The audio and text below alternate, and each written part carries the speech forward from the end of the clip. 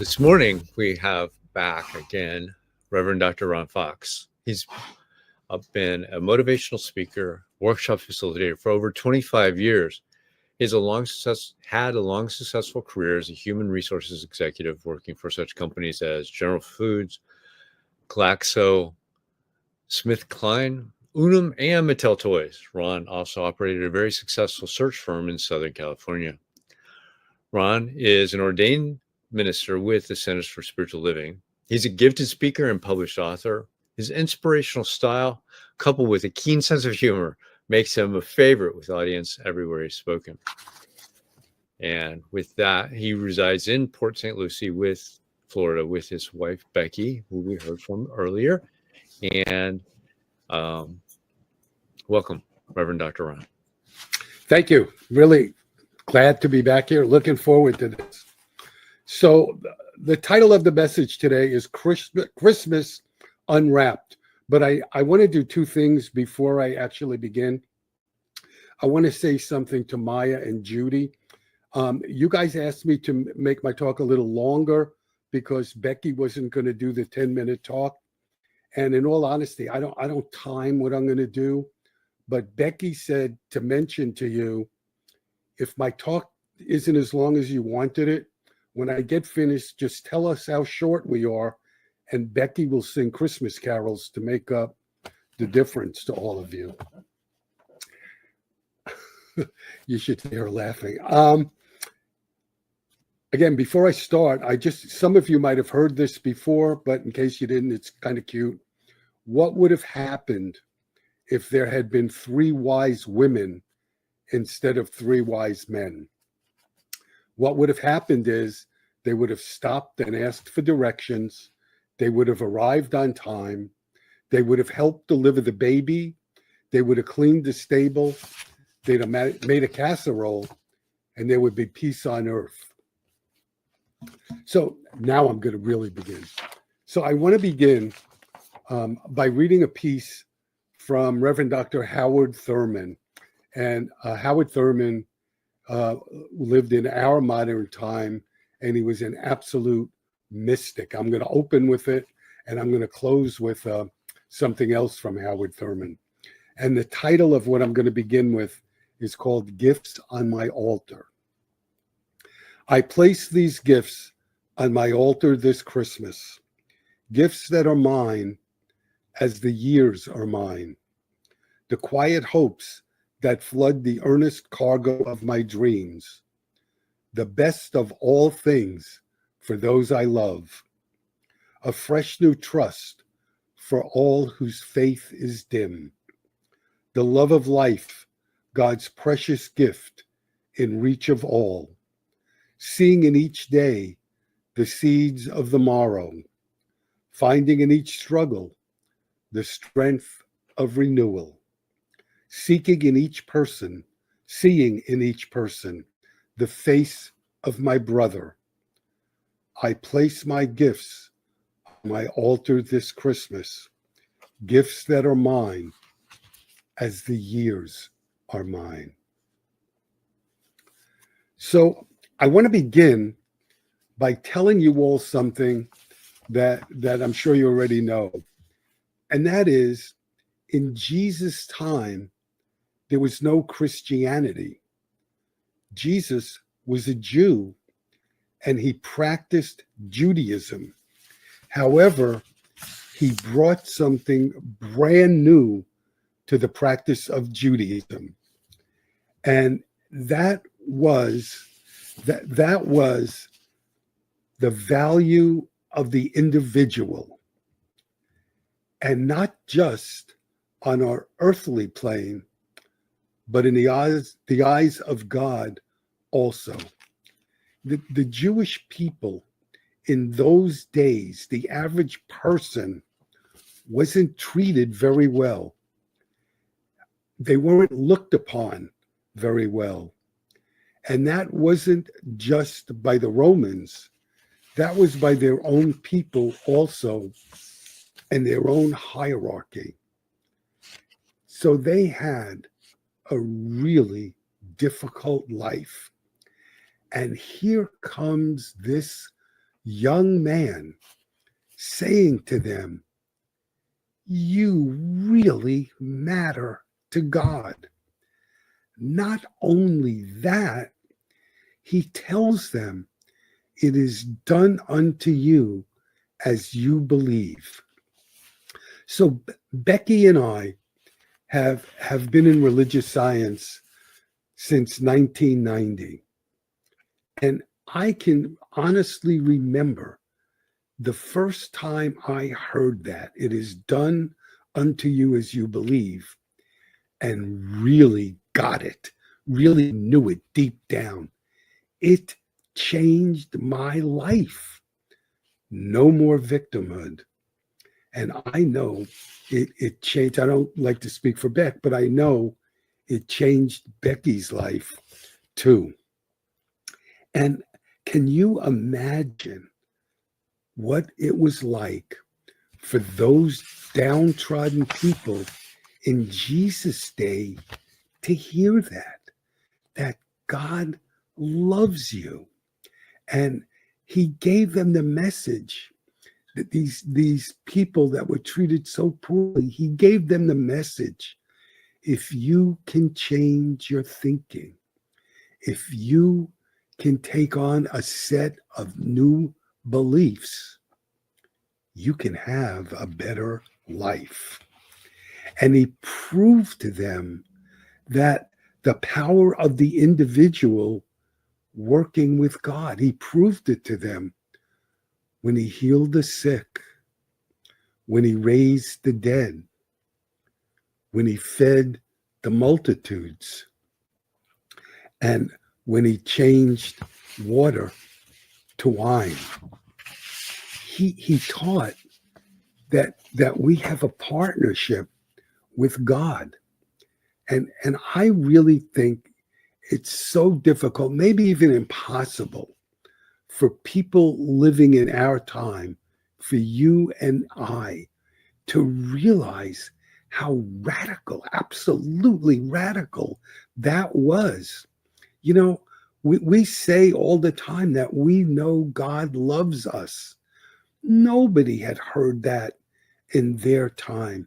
So could you imagine what it did to them, the them that believed it, that God loves you, that you matter to God, that you can have a one-on-one individual relationship with God? Wow. Wow.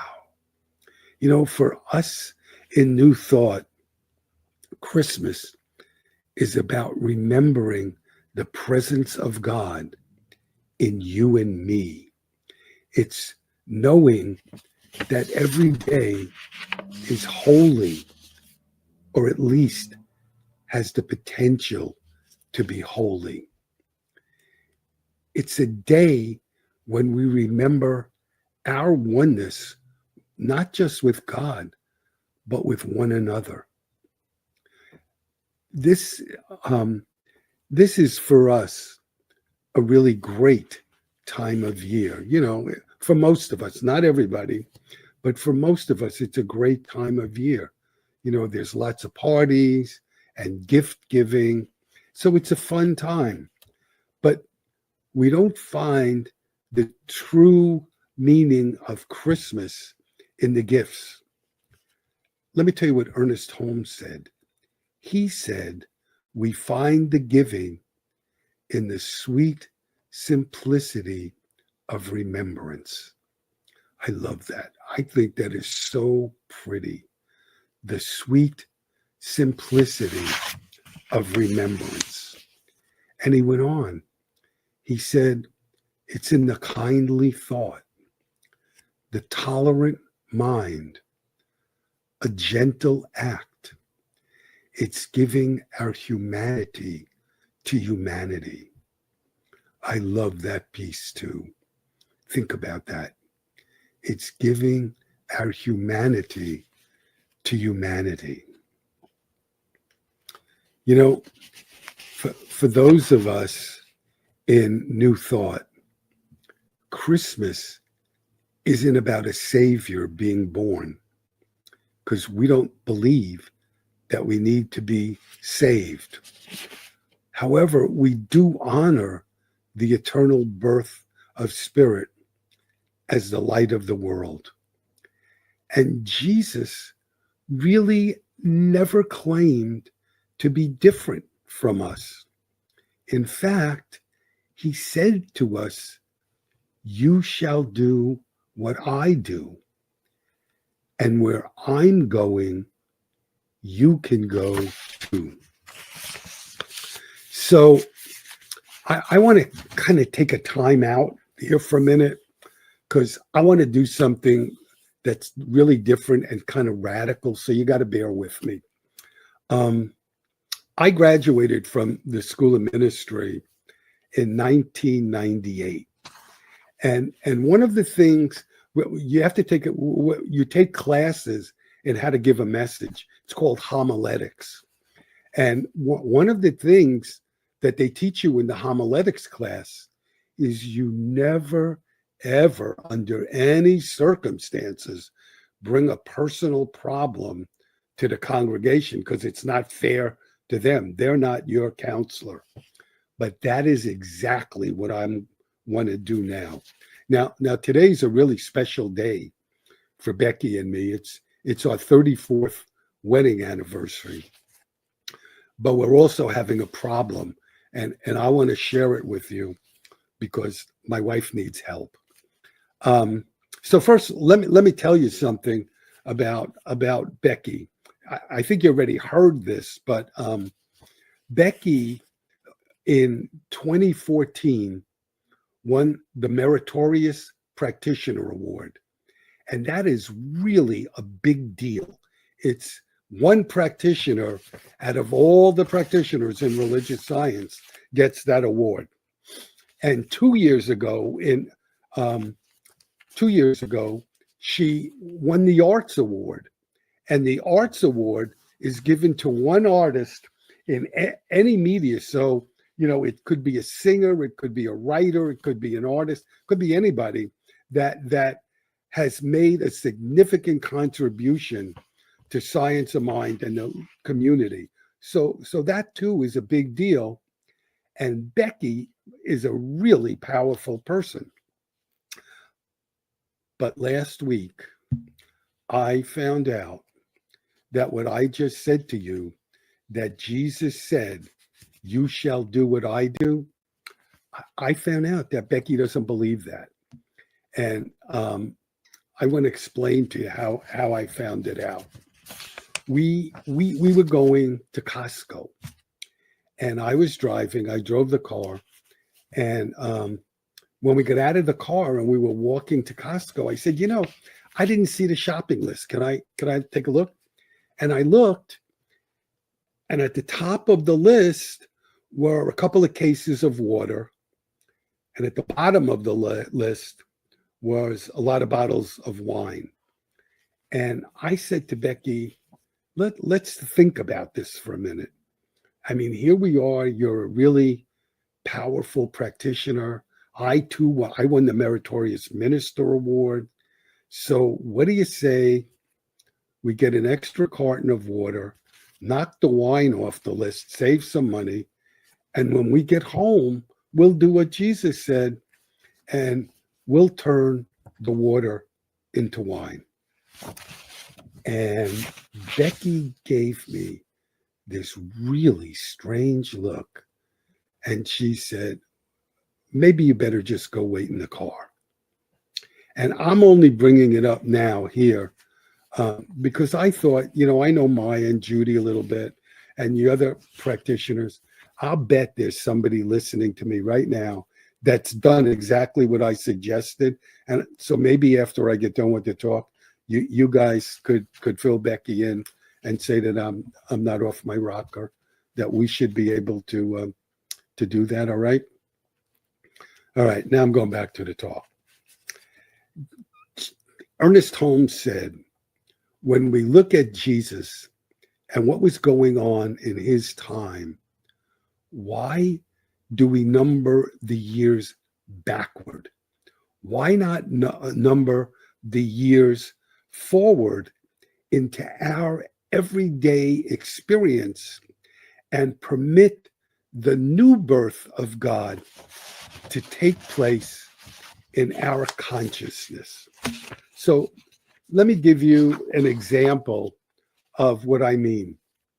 And the example is about a young girl named Catherine Crabtree. One year, she had a really significant Christmas. Her family decided that for Christmas, they were going to a place where they could give gifts out to less fortunate children. And when she got home, this is what Catherine Crabtree wrote. She said, to make Christmas better for someone who couldn't afford it was like nothing I had ever experienced. It was a first Christmas for me in many ways. That Christmas, I had hoped for riches that I might be happy, but I was given poverty that I might be wise. And when I was preparing this, I had an aha remembrance of something that happened with one of my sons that's very similar that I want to share with you. So I don't remember exactly how old he was at the time. He was somewhere 7, 8, 9, maybe 10. And I belonged to an organization where we were going to go the week before Christmas to a children's hospital to pass out gifts. And he heard me talking about it, and he came to me and he surprised me. He said, Dad, can I go with you? And I thought, oh, yeah. I said, yeah, you can go with me. And so when we got there, I was the only one who had a child with them. And I, in all honesty, I felt really proud that my son wanted to go with me. So when we got up to the ward, I really like kids. And in fact, when my sons used to play Little League, I used to volunteer to do the snack shack because I loved interacting with the kids and making the losers feel good. So we started out, and the first couple of children, I was having fun with them, getting them to smile, and some of them were really sick, and giving out the gifts. And then I feel a tap on my back, and it's my son. And he said, come here. And he said, hey, you're really funny. Why don't you keep having the conversation with them? But is it okay if I give out the gifts? And I said, yeah, you could do that. And I noticed that he wasn't just handing out the gifts. I could see he was thinking about it. When we got back to the car, he said to me, he looked at me, and I could tell he was really proud. He said, hey, Dad, I did a good job, didn't I? And I said, Scott, you did a great job. And he said, you know, the reason that I asked you if I could give out the gifts was I thought, being that I was closer to their age, I would know better. And I actually watched you as you were talking to them. I watched them, and I tried to pick out a gift for each child that I thought they would enjoy. And then I said to him, Scott, what was the best part of this morning for you? And he looked at me and he said, the chance to make these little people smile. That's the spirit of Christmas. You know, I just thought of one more, okay? It's a quick. When Becky and I were in Arizona, our church decided to adopt one family. And that way we could really make Christmas great for a family. So we did. I got the name. I don't remember where, but I got it. And when I called up, I wanted to know what the children wanted, and I wanted sizes so we could buy clothes. And the father answered. And later when I met him, he was very, very obese and had limited mobility.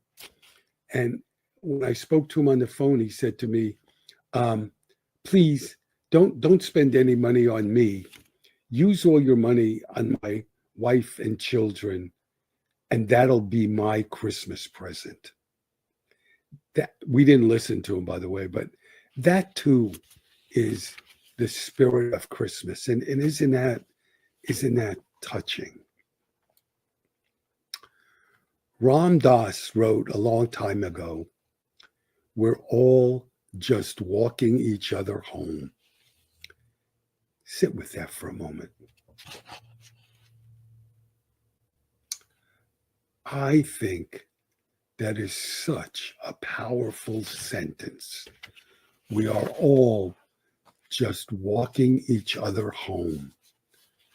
To me personally, that means we're taking the time to care for each other. It means we're recognizing our own and other people's divinity. And it means we're remembering who all of us are at the deepest level.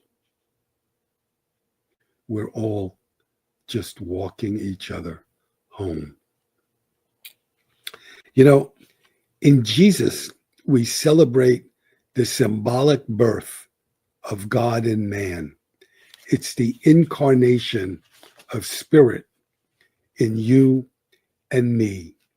So I'd like to read for you a couple of quick quotes from Meister Eckhart, who was a mystic who lived somewhere in the 1200 to 1300 time period. And here's the first one. He said, "What good is it to me that Mary gave birth to the Son of God 1400 years ago, and I do not also give birth to the Son of God in my time and my culture? We are all mothers of God, and God is always needed to be born." He's talking to you and me that we need to recognize and give birth to spirit, to God within each and every one of us. What he wrote is just as relevant for you and me as it was for the people of his time.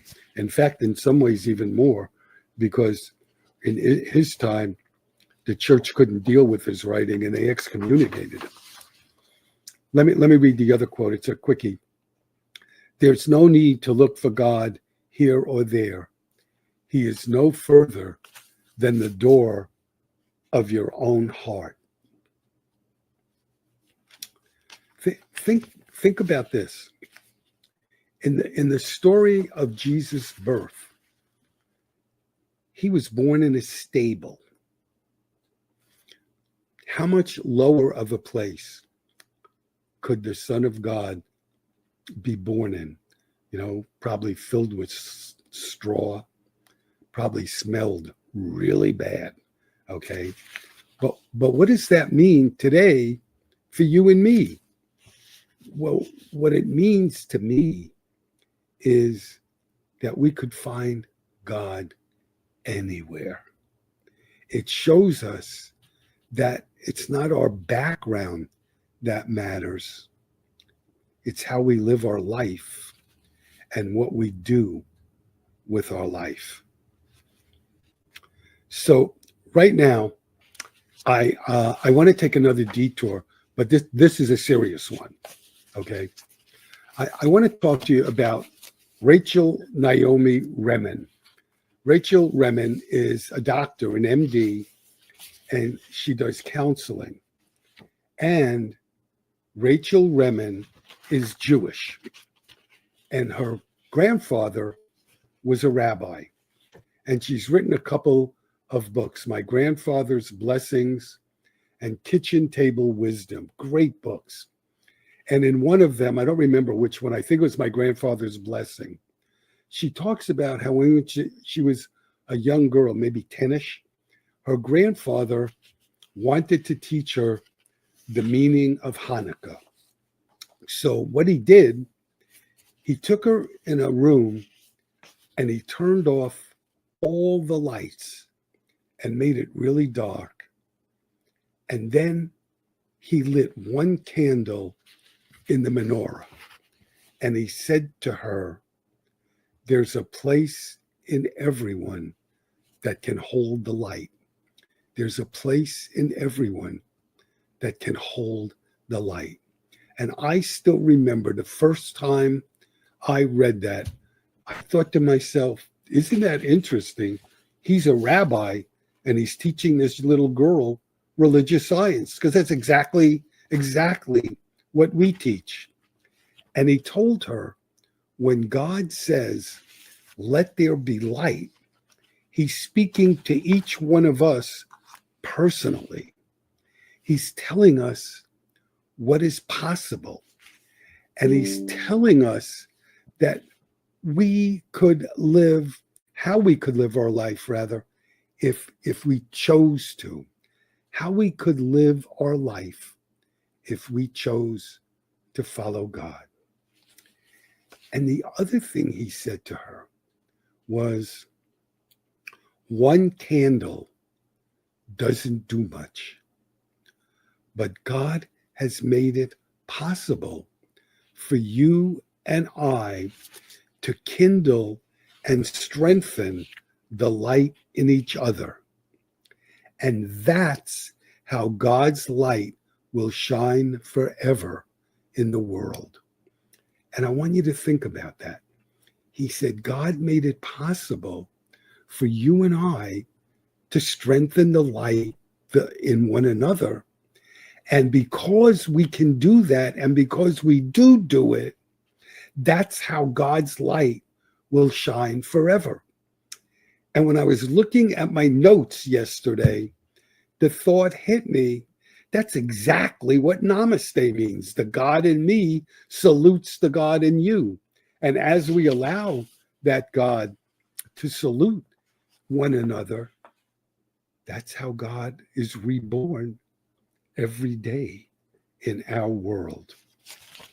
And then when he got done teaching her that, this is the Hebrew prayer that he read to her. I just think this is so beautiful. Days pass and the years vanish, and we walk sightless among miracles.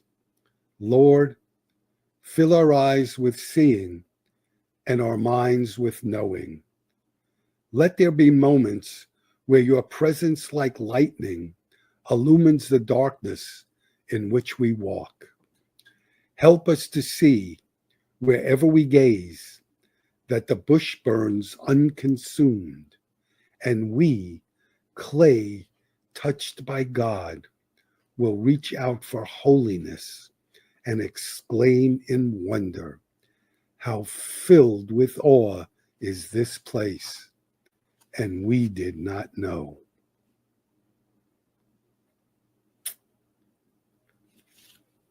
I want to tell you another story. This is about a young girl named Erin McCormick. So one year, when Erin was 13, her parents told her that for Christmas Eve, they were going to go to a homeless shelter to be with homeless people. And she threw a fit. That isn't what she wanted to do. It isn't how she wanted to spend her Christmas Eve. But when they got there, the men were sitting around quietly singing, and it melted her heart. And one of the men looked at her and thanked her, and he told her he thought she was an angel. And so when she got home, this is the letter she wrote to Santa Claus. Dear Santa, I wrote you a letter earlier, but I'm writing a new one now. Please take care of the man I met earlier and bring him some of the gifts you were bringing me. Please keep him safe from the outdoors and make sure he is happy. That's all I want this year. You can still bring me presents, but the one thing that I want is for you to look out for my new friends. That too is the entire spirit of Christmas. You know, Ernest Holmes said that the shepherds made haste to find the babe. What does that mean for you and me? That means that you and I can make haste to find the Son of God within us. The discovery of God within you and me is the greatest gift that we can ever get. And that is where the story of Christmas begins. So I want to close with two readings from Howard Thurman. I love them both. I couldn't decide which ones to do. So the first one is entitled Christmas Returns. Christmas returns as it always does, with this assurance that life is good. It is a time of lift to the spirit, when the mind feels its way into the commonplace and senses the wonder of simple things, an evergreen tree, familiar carols, merry laughter. It is a time of illumination when candles burn and old dreams find their youth again. It is a time of pause when forgotten joys come back to mind and past dedications renew their claim. It is a time of harvest for the heart when faith reaches out to mantle all high endeavor and love whispers its magic word to everything that breathes. Christmas returns as it always does, with its assurance that life is good. And lastly, I want to read to you something from Thurman titled The Work of Christmas.